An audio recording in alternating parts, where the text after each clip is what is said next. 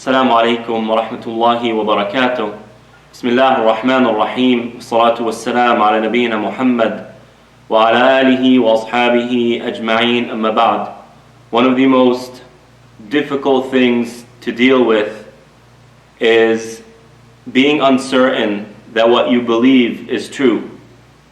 Being uncertain if whether the religion you subscribe to, you adopt and you live by, is true and authentic.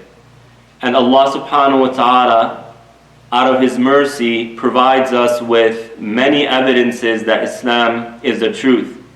And in Surah Al-Mu'minun, Allah subhanahu wa ta'ala provides a logical and a rational piece of evidence to the truth of Tawheed, of monotheism. And He does the same in Surah Al-Anbiya, which was recited yesterday. And Allah subhanahu wa ta'ala in these verses, in one of them, He says, مَا اتَّخَذَ اللَّهُ مِنْ وَلَدٍ وَمَا كَانَ مَعَهُ مِنْ إِلَهٍ إِذًا لَذَهَبَ كُلُّ إِلَهٍ بِمَا خَلَقَ وَلَا عَلَى بَعْضُهُمْ عَلَى بَعْضٍ سُبْحَانَ اللَّهِ عَمَّا يَصِفُونَ.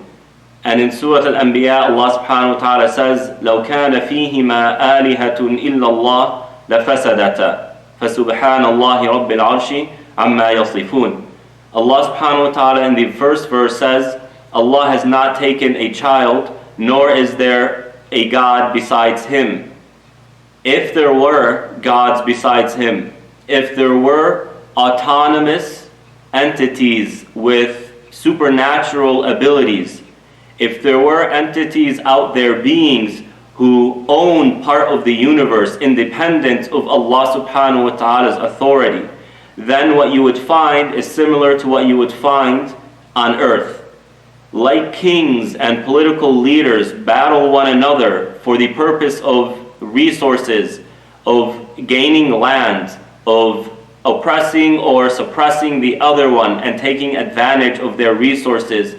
If that's how human beings behave, and that is quite natural and quite normal, I should say, of political leaders, and it comes from the fact that a political leader sees him or herself as the highest, and anyone who challenges that must be put down, because it's one or the other. It's either King A or King B who's going to have the true might in the land. So if that occurs on earth, then we would see something similar in the heavens above us.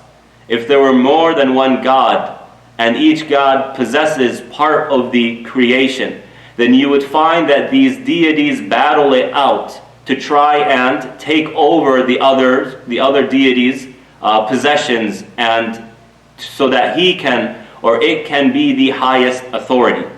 Yet when we look at the heavens, when we look to the skies, when we look at the ecosystem and the what we call scientific laws, what you find is organization. What you find is consistency. What you find is a system that can be studied. It can be understood. It can be predicted through what we call natural laws. And in fact, theists, those who promote an ideology or a creed that a God exists, this is their strongest argument against atheists, that there are too many scientific laws. There's too much consistency and organization in the world for it to be random, or for there to be more than one God. The universe is clear evidence that there is only one God, that there's only one who is supreme, subhanahu wa ta'ala. So when you look at the organization, it brings an amount of certitude that my belief in Tawheed, in monotheism, can only be the true theology. There cannot be more than one God. There cannot be more than one supreme being. It is only Allah subhanahu wa ta'ala. And when we view the world in that regard, and when we contemplate these two verses, then what you find is that it brings so much solace to the heart to know that there cannot be but one God, and that God has not begotten a child. He has no child. And that one God is supreme, subhanahu wa ta'ala. And Ibn Qayyim rahmatullah alayh makes a very interesting observation, a very interesting spiritual observation, pointing to the verse in Surah Al-Anbiya, which translates as, if there was more than one God, then you would find that there's a lot of chaos. Just like if there were to be more than one president, more than one CEO, each one would command their ministers or their employees with a certain command, and then it would just be confusion and chaos. There can only be one highest authority, whether it's a household or a community or a company or a nation. It can only be one. So Ibn Qayyim rahmatullah alayh takes this idea of when there's more than one God, it would lead to chaos. And he brings about a spiritual observation. And he says, like the world, if there were more than one God, would be chaotic, then a heart that has more than one God in it is full of chaos. It has chaos. And that doesn't necessarily mean that the person is worshiping more than one God. If they are worshiping more than one God, then that chaos comes about. That contradiction. Should I go here or there? Should I do this or that? Should I believe this or that? Who can help me? It creates uncertainty. And those whose hearts are heavily attached to other than Allah, it's as if that person is willing to put Allah aside in order to focus on that thing that their heart is attached to. You find that it harms the heart. You find that it brings an amount of amount of chaos to the heart, pain. Is this right or wrong?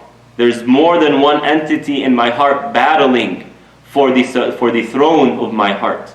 But with tawheed, with monotheism, Allah subhanahu wa ta'ala provides us with a very powerful form of solace, a very powerful amount of tranquility, to where the heart is not in competition over who is supreme, but rather the heart knows Allah is the supreme one, and that Allah is the one worthy of worship, and that my heart is loyal to Allah subhanahu wa ta'ala, and that if I am dealing with different possibilities, if I'm dealing with a conflict and I don't know what to do, what choice to make, how to engage the conflict, then I have one God who gave me one book for me to analyze and to understand and to contemplate in order to derive a solution for my particular situation.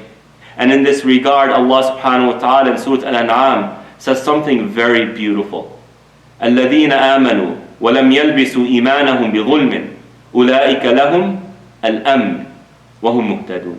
Those who believe in Tawheed, because the context of this verse is Ibrahim alayhi salatu wasalam discussing and having dialogues with his people, telling them that only one is worthy of worship, using rational arguments, using logic to prove that and to push it forward and to debunk their polytheistic creeds. Allah subhanahu wa ta'ala says those who believe, meaning in Tawheed, and they don't mix their Tawheed with forms and elements of shirk, of associating partners with Allah subhanahu wa ta'ala, then those are the ones who have what? Amn, safety. They feel safe. They feel secure. They feel at peace. Because as I mentioned before in a previous nightly reflection, when our hearts are focused on Tawheed, on monotheism, it essentially synchronizes the heart, the body, and the mind to one entity. And that brings us peace. And it resolves conflicts that are in our hearts. And each and every one of us has a conflict that's lingering there. And Tawheed is a solution to that.